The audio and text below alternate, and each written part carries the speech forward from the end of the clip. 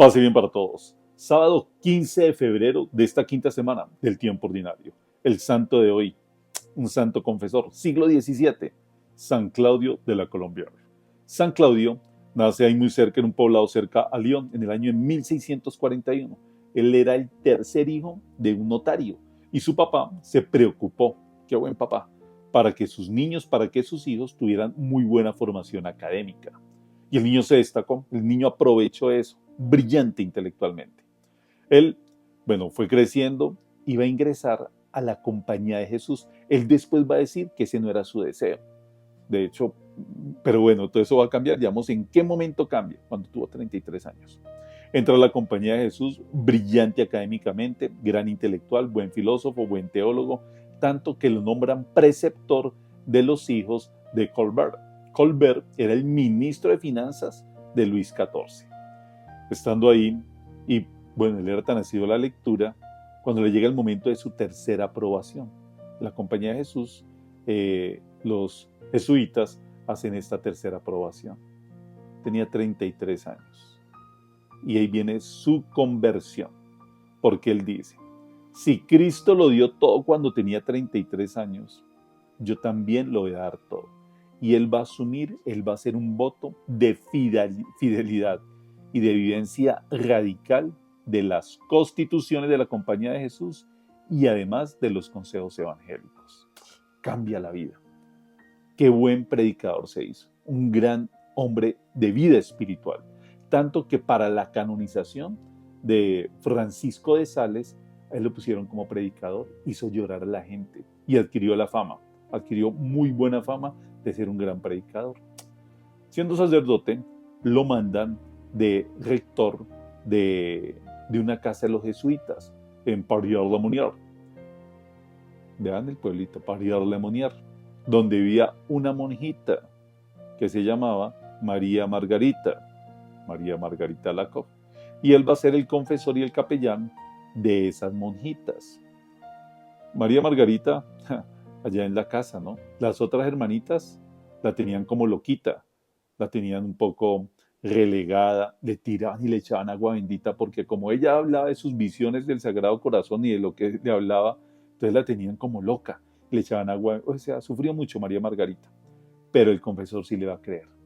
Claudio de la Colombière le va a creer San Claudio. Hicieron muy buena amistad y ahí va a comenzar esa gran devoción que le demos a ellos dos. A veces solo mencionamos a María Margarita, pero San Claudio también fue fundamental. Si no hubiese existido un San Claudio, que hubiese sido María Margarita, una monjita loca que estaba, decían las monjitas, ¿no?, que estaba allí en el convento. No más. Pero entre ellos dos, gran devoción y gran promoción a el Sagrado Corazón de Jesús. Él estando ahí, lo mandan para Inglaterra, para ser el preceptor de la duquesa de York, de María. En Inglaterra ya está la iglesia anglicana muy fuerte, está haciendo un buen trabajo, pero el rey, a ella la están educando para ser reina, ¿no? El rey lo va a acusar de espionaje, como era francés, como era católico, ya se había dado la separación de la iglesia, y lo meten a la cárcel. Sufrió demasiado. Él, que era enfermizo desde pequeñito, afecciones respiratorias, se va a enfermar más. Tanto que la corona francesa, que tenía diferencias con la corona inglesa, pues va a tener que intervenir para que vuelvan al curita. Y lo devolvieron ya muy enfermo. Él va a estar entre Paris-le-Monier y va a estar entre París, entre Lyon. Y finalmente va a morir un día como hoy, un 15 de febrero de 1682. Solo tenía 41 añitos. Encomendémonos a él y encomendémonos al Sagrado Corazón de Jesús. Hoy las lecturas son un poco largas, sobre todo la primera del libro del Génesis, que la tomamos del un texto muy duro, o sea, es de esos textos, de esas lecturas, escuchémosla, que es del capítulo 3, versículos del 9 al 24. El Señor Dios llamó al hombre y le dijo, ¿dónde estás? Él contestó, oí tu ruido en el jardín, me dio miedo porque estaba desnudo y me escondí. El Señor Dios le replicó, ¿quién te informó que estabas desnudo? ¿Es que has comido del árbol que te prohibí comer? Adán respondió, la mujer que tú me diste como compañera me ofreció el fruto y comí. El Señor dijo a la mujer, ¿qué has hecho?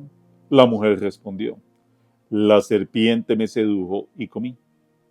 El Señor Dios dijo a la serpiente, por haber hecho eso, maldita tú entre todo el ganado y todas las fieras del campo. Te arrastrarás sobre el vientre y comerás polvo toda tu vida. Pongo hostilidad entre ti y la mujer, entre tu descendencia y su descendencia. Esta te aplastará la cabeza cuando tú le hieras en el talón. A la mujer le dijo, mucho te haré sufrir en tu preñez, parirás hijos con dolor, tendrás ansias de tu marido y él te dominará. Adán le dijo, por haber hecho caso a tu mujer y haber comido del árbol que te prohibí, maldito el suelo por tu culpa, comerás de él con fatiga mientras viva. Brotará para ti cardos y espinas, y comerás hierba del campo. Comerás el pan con sudor de tu frente hasta que vuelvas a la tierra, porque ella fuiste sacado, pues eres polvo y al polvo volverás. Adán llamó a su mujer Eva, por ser la madre de todos los que viven. El Señor Dios hizo túnicas de piel para Adán y para su mujer y los vistió. Y el Señor Dios dijo, he aquí que el hombre se ha hecho como uno de nosotros en el conocimiento del bien y del mal. No vaya ahora a alargar su mano y tome también del árbol de la vida, coma de él y viva para siempre. El Señor Dios los expulsó del jardín del Edén, para que labrasen el suelo de donde había sido tomado. Echó al hombre y a oriente del jardín del Edén colocó a los querubines y una espada llameante que brillaba para cerrar el camino del árbol de la vida. Palabra de Dios, te alabamos, Señor. La caída del hombre, ¿no? El pecado, las consecuencias. Bueno, el pecado lo leíamos ayer. Acá en mi canal está la reflexión del día de ayer. Las consecuencias del pecado. Dolorosísimo, dolorosísimo. Dios buscando al hombre, como Dios siempre nos busca. Y le pregunta, ¿dónde estás? ¿Dónde estás? ¿Dónde estás? Como en el Evangelio, toca la puerta y llama. Como siempre en nuestra vida, que Él nos está buscando y nosotros a veces haciéndole el quite. ¿Dónde estás? Es que tuve vergüenza, me vi desnudo y por eso me escondí. Las consecuencias del pecado. ¿Cuánto perdemos por causa de nuestros pecados? Lo que hablábamos ayer, ojalá siempre el pecado nos avergüence y el pecado es ese alejamiento de Dios. ¿Quién les dijo que estaban desnudos? Y ahí viene la dinámica del pecado. Inmediatamente Adán, ¿qué va a hacer? Echarle la culpa a Eva. Es más, casi que le echa la culpa a Dios, a Adán. Así pasa con nuestros pecados. Siempre culpamos a los demás. Siempre. Es que de niño, es que mis papás, es que en el colegio, es que la sociedad, es que el presidente, es que el gobierno, es que, bueno, siempre buscamos una excusa. Siempre buscamos justificar nuestro pecado y peor aún, culpamos a los otros de nuestros errores. Entonces, es que la mujer que tú, eso es lo que le dice Adán, ¿no? La mujer que tú me diste, me dio del fruto. El Señor va donde la mujer. ¿Qué has hecho? El dolor de Dios, ¿no? ¿Qué has hecho? La mujer también no asume su responsabilidad. Es que la serpiente, bueno, y ahí viene un texto que es muy importante para nuestra fe, lo que nosotros llamamos como el protoevangelio. Es el anuncio ya, como el preludio ya del evangelio. Y ahí ya se nos habla de una persona importantísima, importantísima en la historia de la salvación y ojalá también sea muy importante en la vida de cada uno de nosotros. María Santísima. O sea, el valor que tiene María en nuestra historia, tanto en la historia personal como en la historia de salvación, no les comentaba. Pondré hostilidades entre ti y la mujer. Por eso es que muchos iconos marianos, ¿cómo encontramos a la Virgen María? Aplastándole, lo que dice el protoevangelio, aplastándole con su pie la cabeza a la serpiente. Cuando la serpiente trata de herirla en el talón, porque María Santísima, esa mujer es la que nos puede ayudar a, primero, superar la tentación y a dominar el mal, a tener ahí abajo el tentador, acabar con el pecado. Esa es María Santísima. Pone hostilidades entonces entre esa mujer, por eso después Pablo la va a llamar a María la nueva Eva. Entonces estableció esas hostilidades. Y acá viene también algo muy doloroso, muy doloroso. Y es que, así como veíamos en este segundo relato de la creación, que es un Dios alfarero que tomó del polvo, hizo la arcilla, que lo sopló, luego que él mismo, que es un Dios jardinero, que sembró el jardín del Edén, ahora nos encontramos con un Dios, ¿cómo se llamará eso? Modista, costurero, porque nos dice que hizo unas túnicas, les hizo las túnicas y se las puso a Adán y a Eva. Es un papa, es que Dios es un papa para nosotros.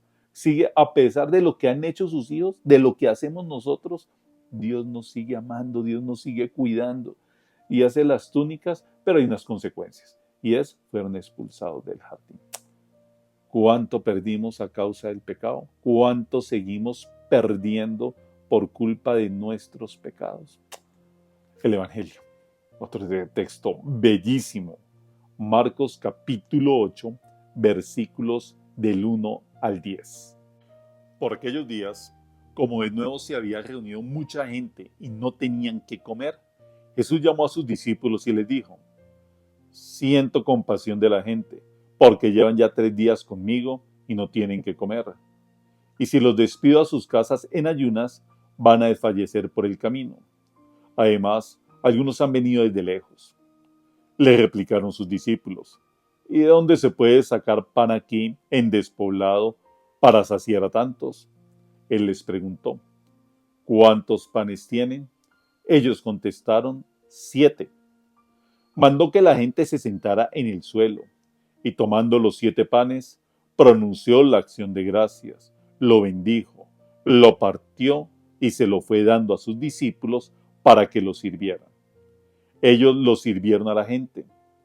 También tenían unos cuantos peces, y Jesús pronunció sobre ellos la bendición, y mandó que los sirvieran también.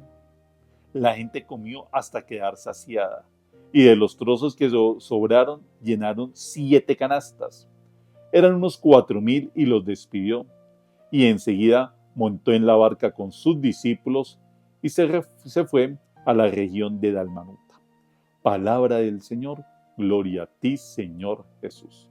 La multiplicación de los panes es el texto más repetido en todos los evangelios.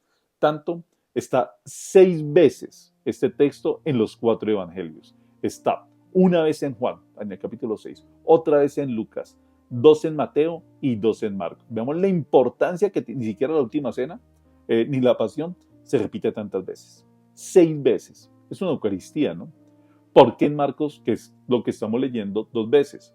Porque uno se da, no lo leímos en el capítulo, o sea, litúrgicamente, ¿no? En la lectura que estamos haciendo continua del Evangelio en 3 semanas de Marcos. Está en el capítulo 6. ¿Cuál es la diferencia entre uno y otro texto? El lugar, la ubicación. El primero del capítulo 6 se da en la región, ahí muy cerca a Cafarnaún, en Tarta. Ahí se da, donde quienes estaban judíos. Ahora, recordemos el Evangelio de ayer y antes de ayer, que el Señor está dando un recorrido que salió de Tiro y Sidón, zona de paganos, que pasó por las ciudades de la Decápolis y está en toda esta zona, o sea, está en la Transjordania, ahí cerca de Gerasa, donde, al otro lado del mar. O sea, la multiplicación se va a dar tanto para judíos como para los no judíos, que es lo que estamos leyendo. Cuánta profundidad, ¿no?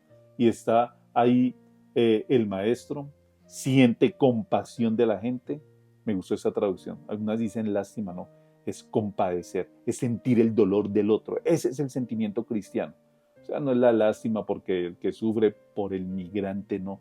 Es sufrir y padecer con esa persona. Siente compasión y le dice a la iglesia, le pregunta a los discípulos, ¿qué tienen para darles de comer?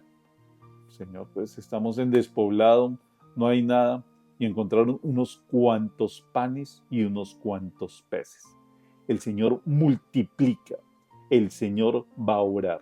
Dios hace su acción desde lo que nosotros aportamos. Ojo, no me refiero a dinero, sino me refiero a realmente cosas importantes, o sea, en mi vida, mi tiempo, mi talento, yo qué le estoy dando al Señor, yo qué le estoy ofreciendo al Señor. Eso es lo que Él va a multiplicar en mi vida. Entonces, desde lo que se consigue y desde el esfuerzo que dan, entonces Él toma esos panes que vienen en la ofrenda, ¿no? Del fruto, del trabajo, de lo que tenía la gente, son palabras eucarísticas, de lo que tiene la gente, y vienen los verbos. Los tomó, pronunció la acción de gracia, los bendijo, los partió y se lo dio a sus discípulos. Es una Eucaristía. ¿Quiénes son los encargados de administrar esos bienes? No es Cristo el que va a entregar el pan, es la Iglesia, la administradora. Ojo, Concilio Vaticano II, no es la poseedora, no es la dueña, es la administradora de esa gracia de Dios. Ojalá le estemos administrando bien. Entonces, la Iglesia es la encargada de repartir los panes y organizar a la gente. Qué texto tan lindo. Discúlpeme si hoy me extendí un poquito más, pero hoy pidámosle al Señor, por intercesión de San Claudio de la Colombier, primero, que nosotros incrementemos nuestra devoción al Sagrado Corazón de Jesús. Segundo, que frente al pecado lo asumamos, que no lo justifiquemos, que no culpemos a los demás, sino que realmente tengamos la madurez cristiana para asumir mis errores y reparar mis errores. Y segundo, como lo estamos leyendo, tercero, como lo estamos leyendo acá del Evangelio según San Marcos en el capítulo 8, más amor, mucho más amor al sacramento de la Eucaristía. Bendiciones para todos. Nos vemos mañana a esta hora para compartir otro evangelio bellísimo y además que es el de precepto, el de este domingo, ya domingo sexto del tiempo ordinario. Bueno, bendiciones para todos. Chao.